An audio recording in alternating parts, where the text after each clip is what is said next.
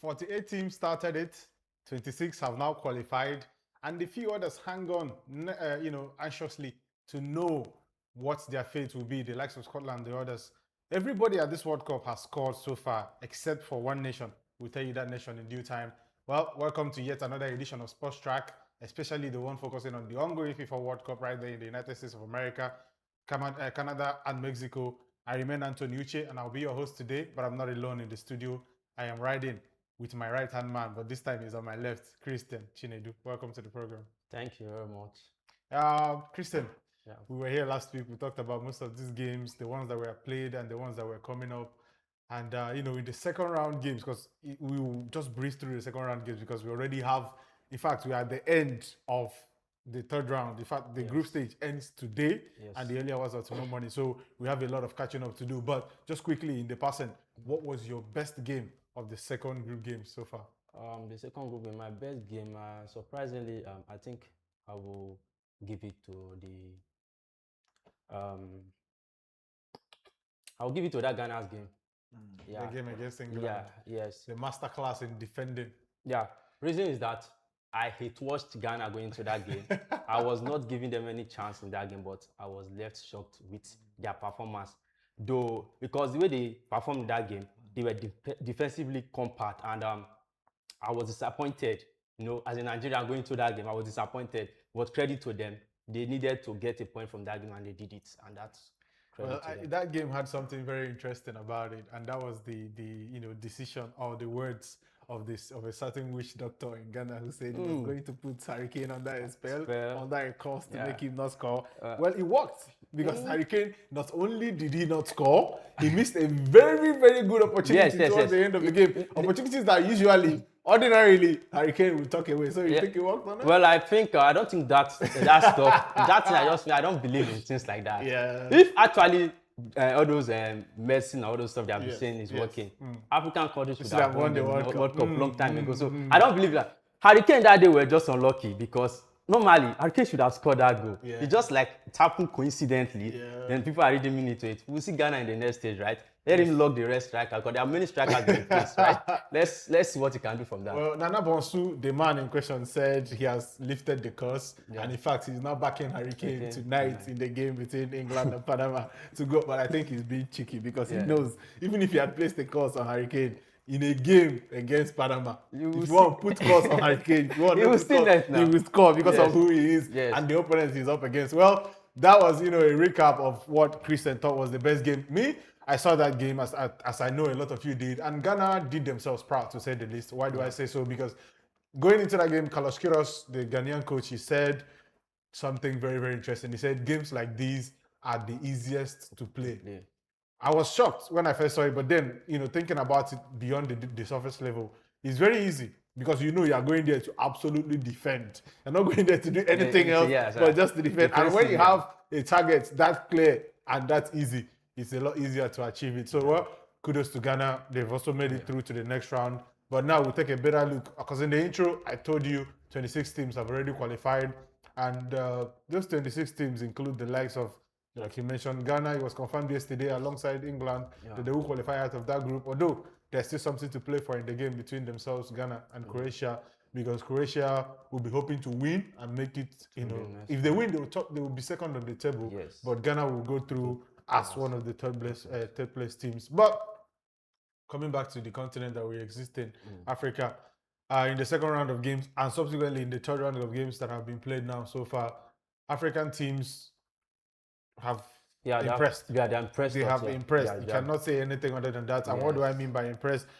We have 6 African nations already confirmed to be qualifying for the next for the next round, and a few could follow, depending on the actions. The actions between the next 24 hours.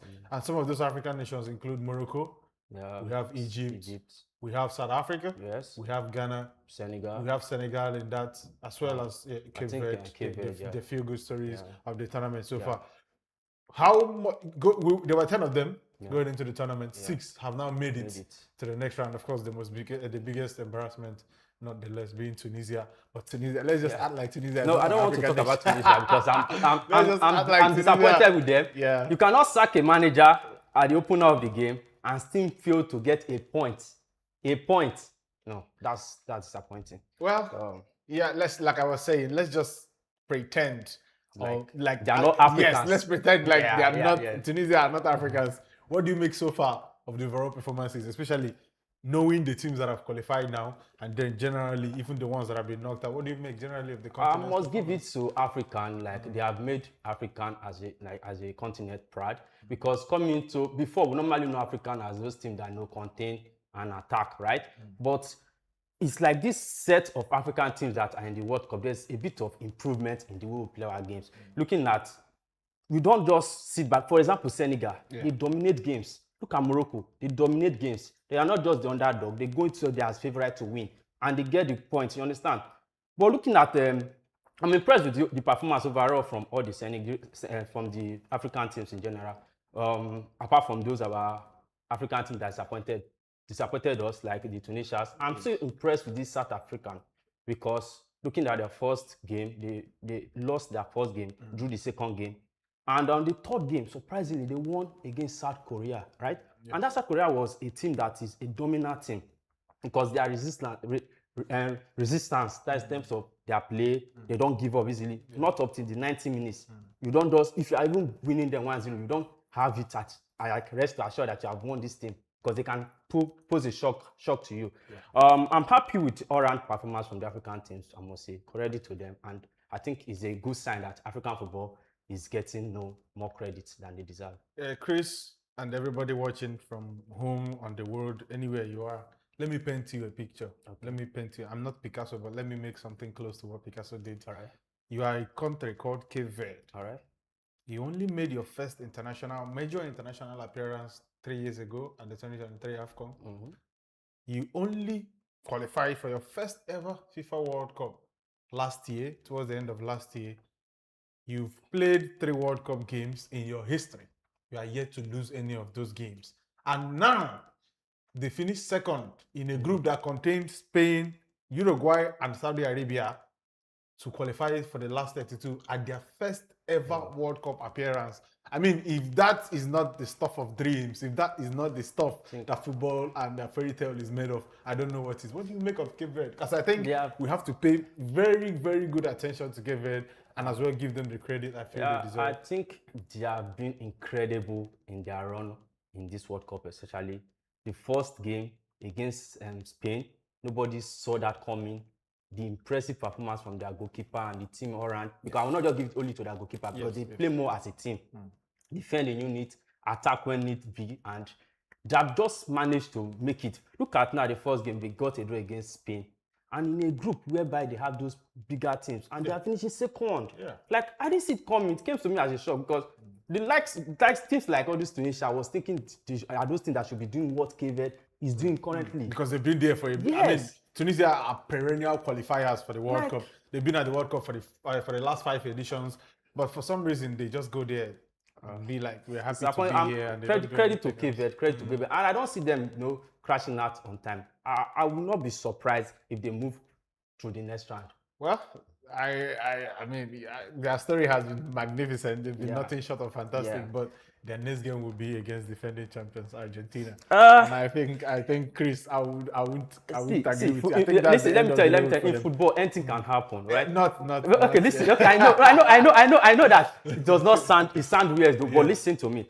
Against Spain, nobody saw that coming. But let's say in another case, there must be a winner. Though. I think if their game lasted more than 90 minutes, definitely Spain might know. Probably go through. So let's just. But I will not expect that game to be easy for defending champions, no matter how. It will not be a easy game for them. They will find it as a hard nut to crack. Against Cape Verde. So call it now. So, Argentina versus Cape Verde last 32. What do you think is going to happen? Who goes through? Definitely Argentina will go through ball. So why did you do all this beginning? You are trying to be nice. Yes, to the they will go through. It's just that it's unfortunate that the team that are meeting next is just this team are the defending champions. They play more as a team. They have stars all over them, and it will be difficult for them. But if they do the unthinkable, trust me, they will go far. Well, let's watch and see. Chris has made his prediction. My prediction, I'll tell you at the end of the day. But let's see what Cape Verde. But whatever, like you said, whatever happens in that game against Argentina, Cape Verde will leave this tournament to their heads held very, very high. Yeah. They've done themselves proud, they've done the continent proud, and they've done individually. Look at those players. I was seeing the game yesterday, because they finished a bit earlier than Spain, so they had to wait for about 3 to 4 minutes to confirm their qualification.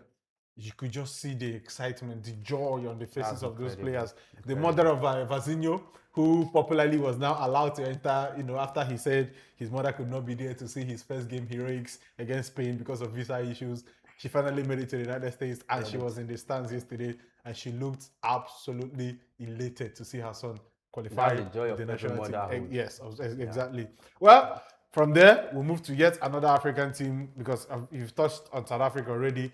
And the team that probably, skipped us a little bit when we were mentioning the teams that had already qualified is Ivory Coast. Ivory Coast also, without doubt, as you can see on number 9 in that image in front of you, qualified as well to the last 32. And this is the first time ever that they're making it. And if you cast your mind back to the last decade or so, to the last 15 and 20 years of the Ivorian national team, Didier Drogba, Salomon Kalou, Yaya Toure, Kolo Toure, even Max Allan-Gradel, and a lot of those players who were in that. I mean, they even won AFCON at some point with that squad of players, but they only just made it past the first round at the World Cup. Well, I think one thing sometimes team win you game.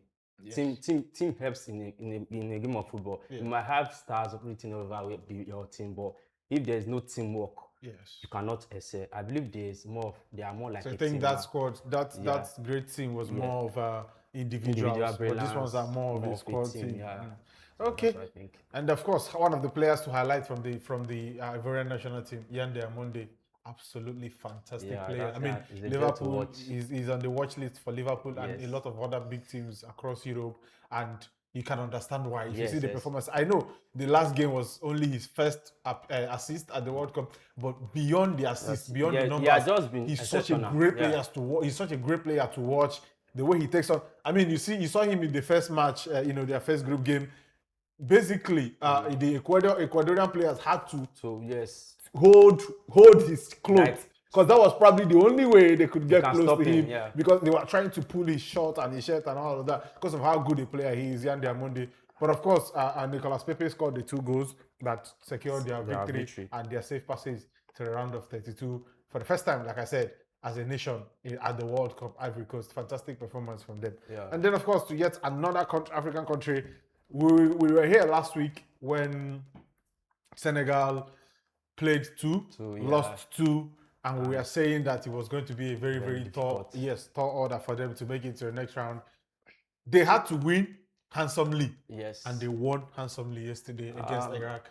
Credit to them, because me as a person, I really want to see them go through, because looking at the last 2 games that they have played, they have not been totally bad. It's just unfortunately that they are meeting a better team. You understand? They played France. Yes, they should have scored France in the first game. Yes, and that France game, first half of the first game, it was down to their, should I say, their own individual mistakes too. And the brilliance of Michael Olise, Kylian Mbappe, star players all over the pitch. So I understand. But for this, that against Norway too, they could have easily won that game too, but they were wasteful in front of goal.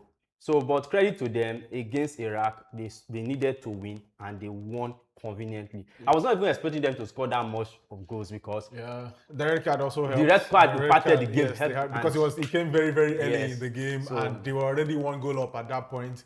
Although the first half, after the red card, finished goalless, with the same scoreline, 1-0.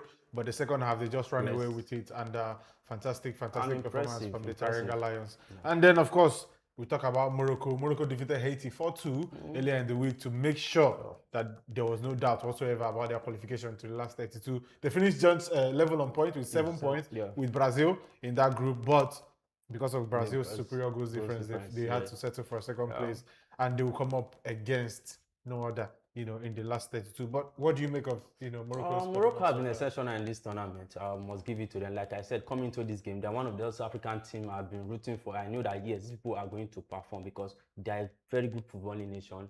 They play more as a team. They don't just depend on their star players because they don't really have big stars like that, apart from behind the ass, Hakimi and other.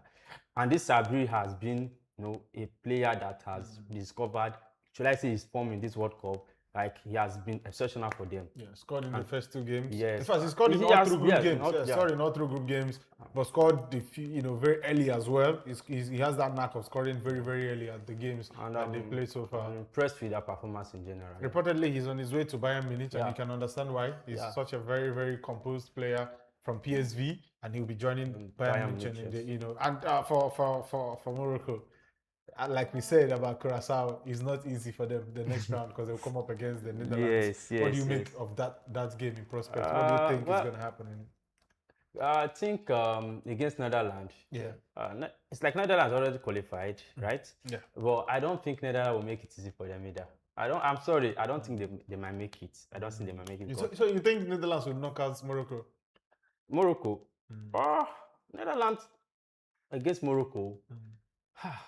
Netherlands is not so good. I don't know. Like, I'm a bit skeptical about that game because I cannot just say Morocco will knock them out. Yes. Because looking at that last game against Morocco's last game, they fell behind twice in that game. Yeah. So if that happened against the likes of Van Dijk, they will not come back. You understand? So we cannot just predict anything like that. But I think Morocco, I'm tipping Morocco as an African to go through.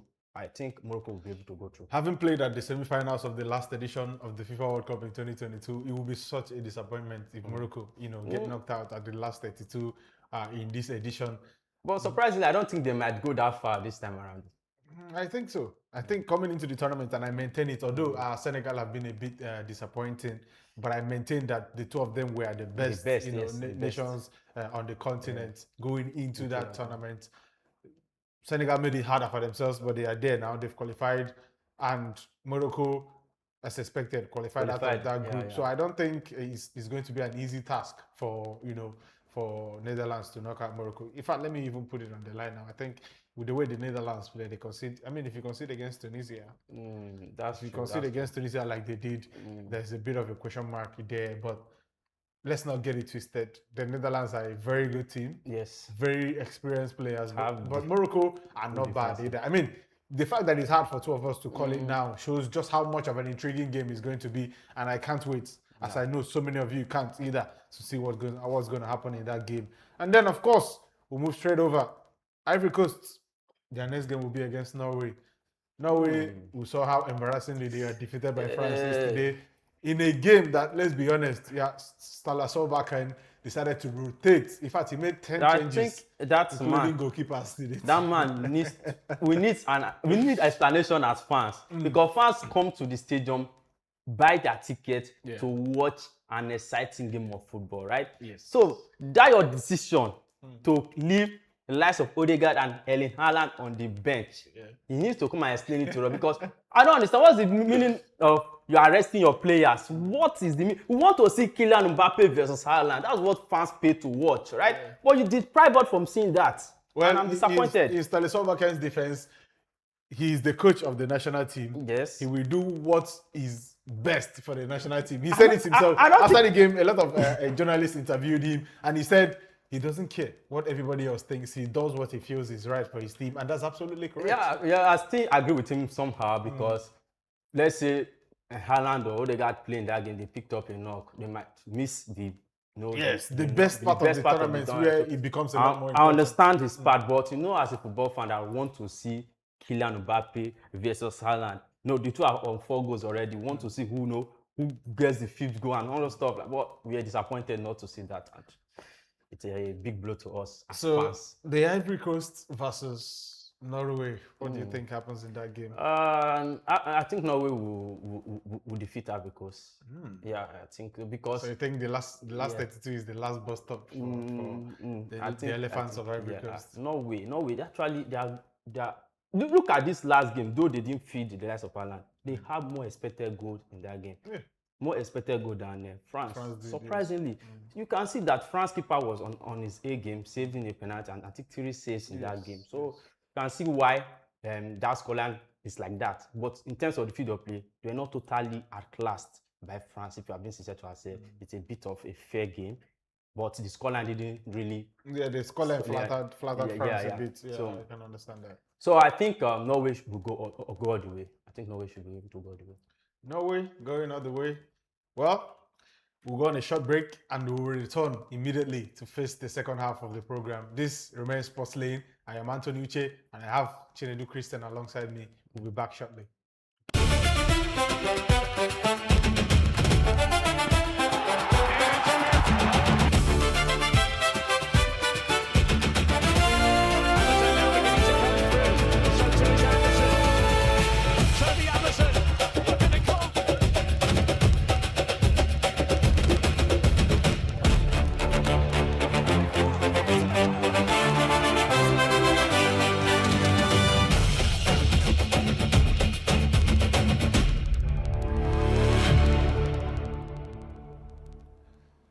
Welcome back to Sports Lane right here on Dott TV. I remain Anthony Uche, your host, and I have alongside me Chinedu Christian in the studio. We've been talking and going through the World Cup. Of course, that is the biggest talking point in town in the world of sports.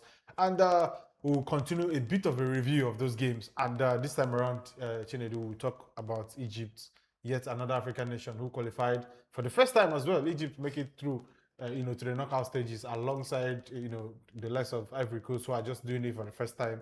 Cape Verde as well. Egypt booked their place in the last 32. What do you make of Egypt's performances so far? I'm impressed with that, most especially that last game. They needed to win, Abi. Yeah, they needed to win that game, and they got the win. Credit to them. But I would say I've not been impressed with the way they started the tournament. They have not been giving me that best of performance I'm expecting for Egypt as a team. You understand? But credit, they made it, and let's hope they improve from here. Well, for Egypt, like I said, their first ever qualification to the last 32 or to the knockout round even of any tournament. They recorded their first ever win as well. And yesterday, in the early hours of this morning, basically, they played out a 1-1 draw with Iran in a game. Yes, the only problem for them was that they didn't top the group, but they already had qualified going into that game with 4 points, and they finished it off with 5 points on the table.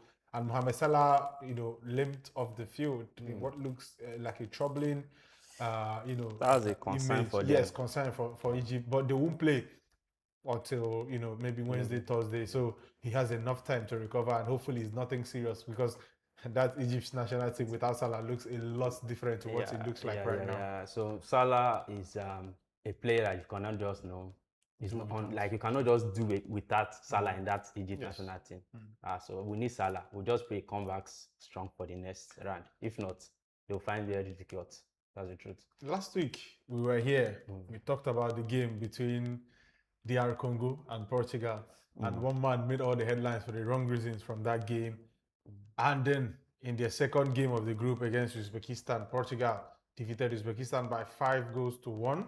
Somebody that we talked about scored a brace in that game, and we saw a lot of the things we talked about that was lacking from the first group game, where there were no crosses being put in, there were no chances really being created. I understand this is an inferior opposition. Yes, Uzbekistan is not as strong as DR Congo was in the first game, and they are not going to be the strongest opponent Portugal are ever going to meet at this tournament. But you play what's in front of you. You can only play who is against you. Definitely. And Portugal did play very well in the match between themselves and Uzbekistan. Cristiano Ronaldo scoring a double, and at the end of the game, he went, I'm back. Yeah. Well, Christian, what do you make of the performance generally from Portugal, and then, of course, Cristiano Ronaldo I himself? think that was an incredible performance from Portugal, though I believe that is a weaker opponent, but I love the performance, most especially from Bruno Fernandes.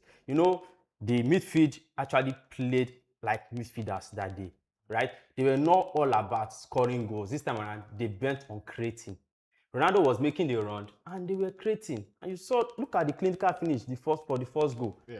That was a finish of a world-class striker, right? So the idea of saying that Cristiano Ronaldo should be benched and all that, a lot of talkings that have been going on, he proved that I'm back. I'm happy with that, but to me, I don't really know. According to what it's not Zlatan said, that he didn't go anywhere. You didn't think he Yeah. left. Yeah. But I understand why I said so. There's been a lot of backlash, and this man, they sees all these things that are going on. They are going on in the media. Yes. No, and it do get to them. So scoring a brace, I'm impressed, and I'm happy for him. Yeah, I'm happy for him.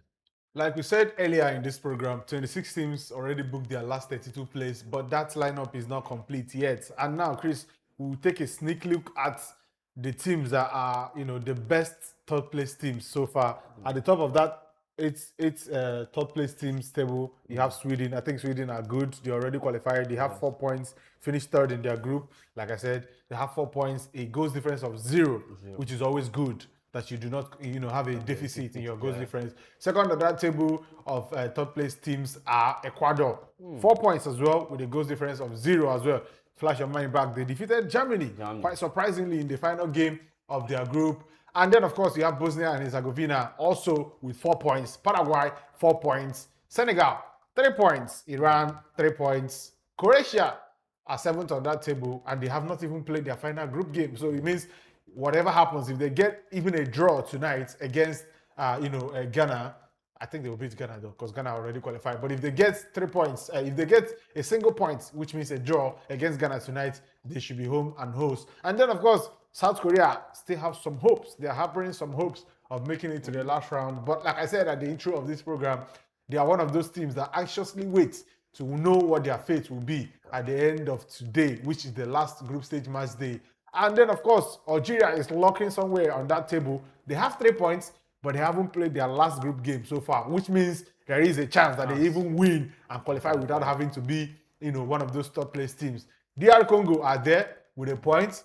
A win tonight against Uzbekistan, which is expected, should put them through with 4 points. And that means yet 2 additional representatives for Africa. Also, Uruguay are there, but Uruguay, they are not. No, I think Uruguay, they're out. They're out already. Then another team locking somewhere around Scotland. Yes, Scotland, still hoping that a miracle or a magic gets to happen, but it's looking really, really unlikely. Yes, the chances are very, very slim for the Tartan Army.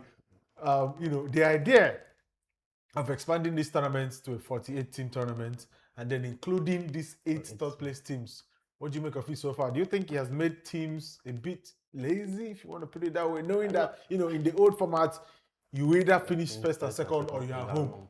But this time, people will have that, shock absorber to rely on finishing third on the table. I will not say it makes it lazy because qualifying for that third place is not easy. Let's be sincere. Some people are home already, right? Yes. So I think it's a way to help because some teams might put up a very okay. Let's say Senegal now, for example. Yes. Look at the kind of performance they have put up in this World Cup. Let's say there's no avenue for that third place finish for them now.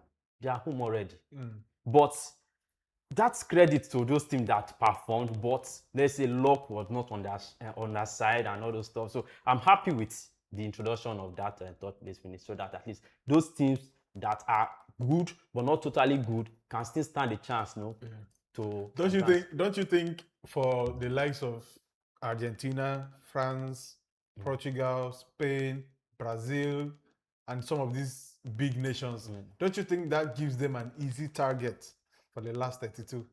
Because normally, under normal circumstances, we might be having fixtures like Portugal versus Spain in the last 32, in the round of 16 if there was no 32. But now, if Spain finished top of their table as they expected to do, we can still, sorry to cut you, we can still get those top fixtures at the round of 16.